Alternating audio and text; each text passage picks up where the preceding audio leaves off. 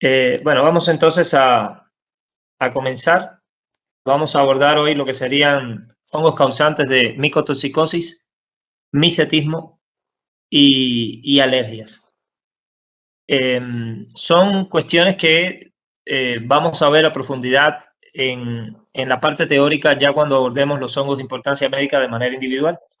Para ustedes como médicos es importante conocer sobre estos hongos todo, es decir, dónde viven, dónde se desarrollan, en qué alimentos los podemos encontrar en el caso de los causantes de micotoxicosis, en qué épocas del año y cuáles son los que van a estar generando estos alérgenos que terminan causándonos estas alergias que a veces son bastante graves. Y en el caso del misetismo, evidentemente saber identificarlos, no solamente para evitar consumirlos ustedes, sino para cuando un paciente se presente con un cuadro que todo indique que es un misetismo y les muestre, me comí este hongo, ustedes puedan identificar si efectivamente puede ser o no la causa de las manifestaciones clínicas que presenta el paciente. Cuando hacemos esta práctica de manera presencial, es una de las pocas prácticas en las cuales ustedes tienen que llevar muestras al laboratorio. Y en este caso las muestras son de granos de diversos tipos, maíz, pistache, trigo, cacahuate, etcétera, etcétera. Pero no granos procesados, sino granos naturales, de esos que pueden encontrar, digamos, en los patios de algunas casas, en algunas fincas o incluso en algunos abarrotes que los venden de manera no procesada. Y allí vamos a intentar sembrar esos granos para aislar hongos. Generalmente en casi todos crecen, lo que nos habla de que efectivamente la mayoría de esos granos, cuando no son procesados por tratamientos químicos o físicos, tienen hongos vivos en su superficie. Y algunos de ellos, no todos evidentemente, son causantes de micotoxicosis en los seres humanos y los animales. El propósito entonces es así. Ustedes llevan los granos, se siembran y una semana después de una semana entera de incubación, procedemos a regresar al laboratorio para caracterizar el cultivo. Desde el punto de vista macroscópico, las características del micelio aéreo, del micelio vegetativo y la observación al microscopio óptico para identificar las estructuras que nos permitan ubicar a ese espécimen o a esos especímenes, porque muchas veces crecen varios, en sus categorías taxonómicas hasta donde se pueda. A veces nos da solamente para identificar el orden, pero en muchas otras ocasiones podemos identificar el género y ver si se corresponde o no con los hongos causantes de micotoxicosis en esta región. Por allí va el procedimiento práctico que hacemos. Hoy lo que vamos a estar es revisando las características morfológicas, tanto desde el punto de vista macro como microscópico, de los principales hongos que causan estas tres afecciones. Y bueno, ya lo otro quedaría al pendiente, ¿no? De que podamos hacer la práctica de manejo de hongos. Y como les decía, pues la identificación de estos organismos va de la mano también de una guía de identificación de hongos filamentosos que se les da de manera previa a esta práctica cuando se hace presencial. Y entonces ya después que ustedes recogen toda esa información en el laboratorio, van a sus casas, van a los locales donde estudian y como equipos van a tratar de ver a cuál categoría taxonómica corresponde o encaja mejor el o los hongos que ustedes identificaron para tratar de determinar si es causante o no de micotoxicosis o de alergias. Generalmente logramos identificar. Generalmente la mayoría de los equipos tiene crecimientos de hongos y en la mayoría de los casos corresponde con hongos potencialmente alérgicos o causantes de micotoxicosis. Hemos aislado Aspergillus, hemos aislado Fusarium, hemos aislado Alternaria y en ese sentido les puedo decir que es una práctica donde sí logramos encontrar lo que buscamos. Porque hay otras en las que realmente se hace difícil, ¿no? Poder aislar a los patógenos o a los causantes de infecciones humanas. Vamos entonces a comenzar con los hongos causantes de misetismo. Pero primero iniciemos con definir esto para que quede claro, ¿no? La diferencia entre uno y otro concepto.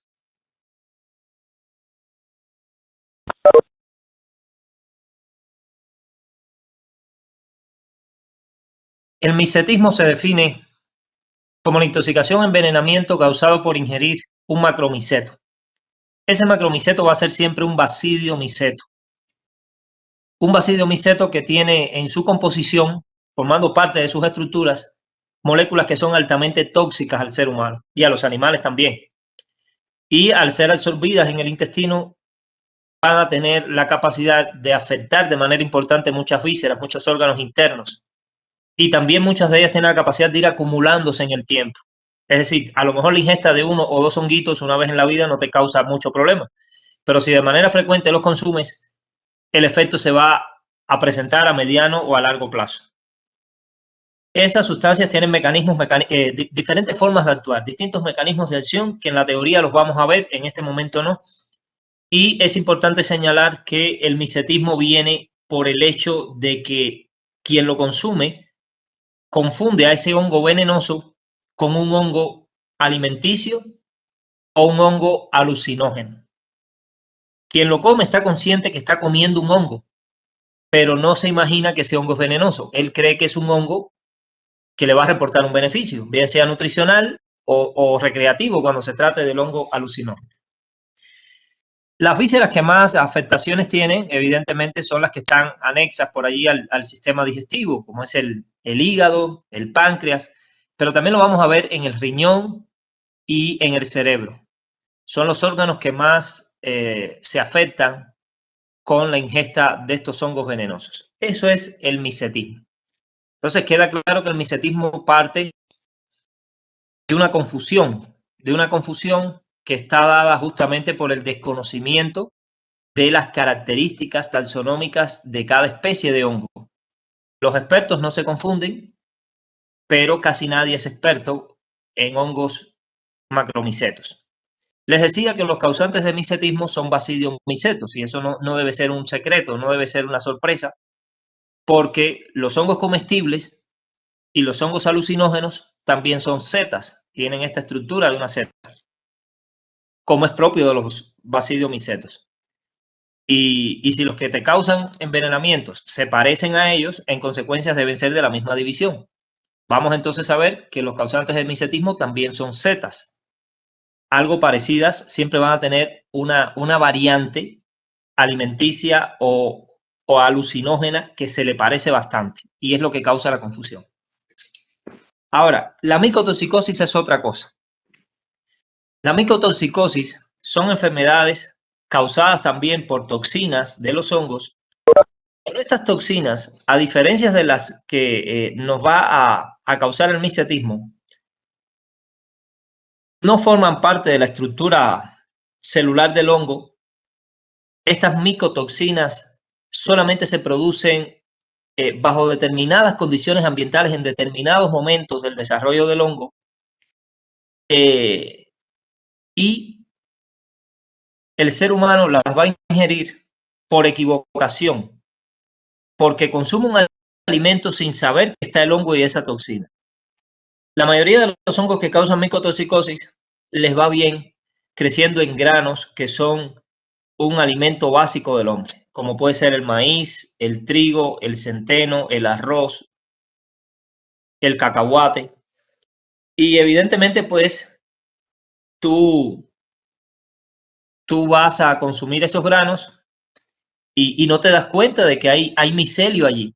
A veces sí te das cuenta porque ves una manchita pequeña, pero no asumes que significa un riesgo importante para tu salud y te la comes y ya. El consumo de algún que otro grano con un hongo que cause micotoxicosis, por lo general, nuestro cuerpo sabe manejarlo. Hay una dosis mínima, ¿no? A partir de la cual empieza la enfermedad. Pero cuando ingieres una cantidad importante, elevada, bueno, relativamente elevada, en algunos no tiene que ser mucha la cantidad, o lo haces de manera frecuente, muchos poquitos, pero de manera frecuente, entonces se va a manifestar este daño, donde también se van a ver afectados de manera importante muchos órganos vitales, fundamentalmente el hígado, el riñón, el intestino, el sistema nervioso central. Y esto muchas veces, al igual que el micetismo, puede llegar hasta la muerte. Puede llegar a causar la muerte o puede llegar a causar daños graves, irreversibles, o puede también a largo plazo generar un carcinoma. Son enfermedades serias, son enfermedades graves, ambas, tanto el micetismo como la micotoxicosis, y que no la podemos abordar desde el punto de vista epidemiológico como enfermedades transmisibles.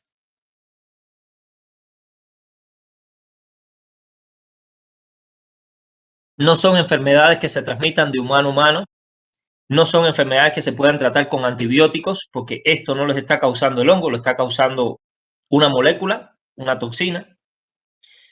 Y en ese sentido, ¿no? El tratamiento y la forma de abordarla es totalmente distinta a la de una micosis, que sí es una enfermedad causada directamente por un hongo vivo. Aquí no, es solo la presencia de toxinas. Visto esto y teniendo claro ya cuál es la diferencia, veamos algunos de los macromicetos causantes de micetismo más comunes.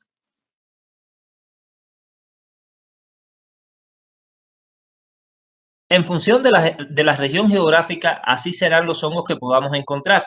Sin embargo, hay algunos que son bastante cosmopolitas y en sentido general a nivel global son los más predominantes, los más prevalentes causantes de micetismo. Es importante señalar, para visualizar la trascendencia de esto, que si bien el micetismo siempre se manifiesta de formas graves y con un periodo de incubación, bueno, de incubación no, un periodo entre que ingieres el hongo y se manifiestan los síntomas, un periodo corto de apenas unas pocas horas, e insisto, graves, signos y síntomas graves, hay también que ser justo y hay que señalar que el micetismo es una enfermedad de muy bajísima prevalencia. Son contaditos, son muy contados los casos de personas que año con año van enfermando por un micetismo. Y por lo general, la mayoría de los casos se ubica en determinadas zonas geográficas de cada país. Hay zonas calientes. Y esas zonas calientes muchas veces tienen que ver con comunidades que a lo largo de cientos o tal vez miles de años, si hablamos de continentes con civilizaciones largas como Europa o Asia, tienen esa costumbre, ¿no? De ir a los bosques a cosechar y a recoger setas de manera directa. Y ahí es donde vienen los errores. Entre los hongos que a nivel global más micetismo causan están los del género Amanita. Y hay dos especies allí muy importantes que son Amanita phalloides, es este que vemos aquí en la parte superior de la izquierda, que le llaman el hongo de la muerte o el ángel de la muerte también, y Amanita muscaria, que es ese hongo de sombrerete o de pilio rojo que vimos en la diapo primera. Estos del género Amanita, como pueden ver, son setas clásicas. Y en el caso particular de Amanita phalloides, es uno de los hongos que más se parece al champiñón común, al agaricus. Y evidentemente esa similitud lleva a que muchos se confundan. Y no se necesita mucho para terminar con una enfermedad grave como Amanita. Basta que le des una mordida a uno de estos champiñones y ya vas a tener para pasarla mal. Si te comes dos champiñones de Amanita phalloides, eres hombre muerto, porque esa es la dosis letal. Un par de champiñones, un par de setas para ser preciso. Y por eso causa tanta muerte, ¿no? Porque tiene una dosis letal muy baja. Y, insisto, su error, ¿no? El error del humano aquí es motivado por su similitud con Agaricus, el champiñón común. La sutil diferencia es que en el pilio, sobre todo, podemos ver unas tonalidades ligeramente verdes, muy ligeramente verdes, que normalmente es una característica que nunca vamos a ver en el champiñón común, pero que puede pasar desapercibida si no tomas mucho cuidado. Lepiota magnispora es otra seta que también se parece a setas comestibles. Sí, no hace mucho estuve por allí, por Soriana, haciendo algunas compras y me llamó mucho la atención unas setas que estaban vendiendo ya empaquetaditas, porque eran idénticas a Lepiota magnispora. Quizá en la estípite, quizá en el tronco, sí hay alguna sutil diferencia. No la pude ver por el empaquetamiento, pero lo que es la parte de la corona, la parte del sombrerete, el pilio, eran idénticas a la imagen que está allí. Entonces, evidentemente, sí, tienen mucha probabilidad de ser confundidas con esa seta comestible. El vela compresa. El vela compresa también es un basidiomiceto que tiene una similitud con hongos comestibles. No tan común en esta parte del mundo, pero sí en Europa hay setas comestibles que tienen esa forma que se ven allí parecida a el vela. y es también un hongo con un potencial tóxico extremadamente alto. Aquí les mostramos algunas similitudes, ¿no? Es decir, para cada hongo venenoso siempre hay una contraparte comestible o alucinógena, que es la que hace que muchos se confundan. Digamos, el caso típico es esa similitud de Amanita phalloides con las especies del género Agaricus, con el champiñón comestible. Vean que son muy parecidas. Amanita muscaria se asemeja un poquito a Chlorophyllum y evidentemente también se asemeja a algunas setas alucinógenas. Ese color rojo puede marcar diferencia para alguien que conozca un poco.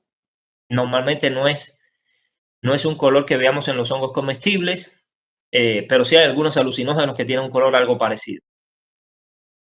Y bueno, hay otros menos conocidos por estas latitudes, como Coprinus, que se parece a otra seta también comestible, que vive en ambientes húmedos, coníferas, bosques de coníferos. Y bueno, en ese sentido, estos hongos queda claro que viven en ambientes húmedos, tropicales o subtropicales. Les encanta estar creciendo en bosques donde hayan árboles grandes, como son las coníferas. Y eso nos da un patrón, al menos en México, muy distintivo. Es decir, podemos encontrar micetismo en cualquier parte, pero en México se ve más en regiones que tengan estos climas y estos ambientes boscosos, como son Chiapas, Oaxaca, Guerrero, Quintana Roo, Michoacán. Y evidentemente ya estas regiones más secas, el Bajío, el norte de México, es muy raro. Es extremadamente raro. En el sur no es que sea algo común, pero sí eventualmente todos los años hay unos pocos casos motivados por la abundancia de estos hongos en la naturaleza. En la práctica, de lo que se trata es de traer algunos de estos hongos. Algunos son muy comunes, por ejemplo, Amanita phalloides. Yo al menos lo he visto cientos de veces en muchos ecosistemas. Y bueno, de lo que se trata es también de que ustedes tengan la posibilidad de ver a Amanita phalloides, alguna otra seta que se pueda conseguir y ver el macromiceto. Describir el macromiceto, describir cómo es la estípite, cómo son eh, estas rejillas, el himenio, el pilio, la volva, el anillo y evidentemente hacer un corte del himenio para observar al microscopio. Y en ese sentido, pues es justo señalar, no hay nada sorprendente desde el punto de vista microscópico. Vamos a ver las hifas muy densas, muy enredadas, muy compactadas en el cuerpo fructífero y en la región del himenio. En ellas vamos a poder observar sin mayor tipo de dificultad a los cistidios, esas células grandes, enormes, que tienen la función de servir de almohadillas a los basidios. Y evidentemente vamos a ver los basidios y las basidiosporas. Es decir, no habría nada distintivo, pero para que ustedes lo puedan apreciar. Desde el punto de vista macroscópico, sí. Sí, porque la observación nos va a dar algunos detalles en cuanto al tamaño, el grueso del pilio. La forma del pilio es levemente diferente al del champiñón, un poquito más cerradita. Y por supuesto, esas tonalidades del color, que les decía, ya cuando el hongo se hace un poquito ya mayor de edad, ya tiene algunas semanas, empieza a tomar una coloración con algunos tenues ribetes verdes. Y es algo importante, ¿no? Poder caracterizarlo para que ustedes en la naturaleza lo puedan identificar y cualquier paciente que les llegue, digamos, me siento mal, yo comí este hongo, creo que es este, usted le puede decir efectivamente, ese hongo es venenoso y debe recibir este tratamiento. Bueno, hasta aquí algún comentario.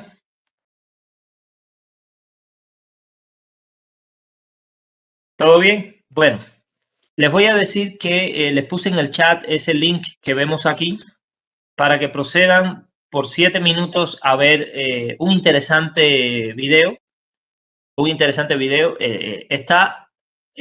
Relaciona 10 de los principales hongos causantes de micetismo. Si bien está enfocado a otra región geográfica, la mayoría de esos hongos también los podemos encontrar en México. Quizá no en el mismo orden que ellos lo señalan allí, pero vamos a poder ver todas estas cosas de el vela, de Amanita y eso también les va a ayudar un poco a poder completar esta información sobre la caracterización y la relevancia de estos hongos. Les pido entonces a todos que procedan a ver este video y en 7 minutos, que es aproximadamente lo que dura, vamos a regresar para continuar viendo entonces lo que serían los hongos causantes de micotoxicosis y alergia. Vamos a regresar a las 9:37.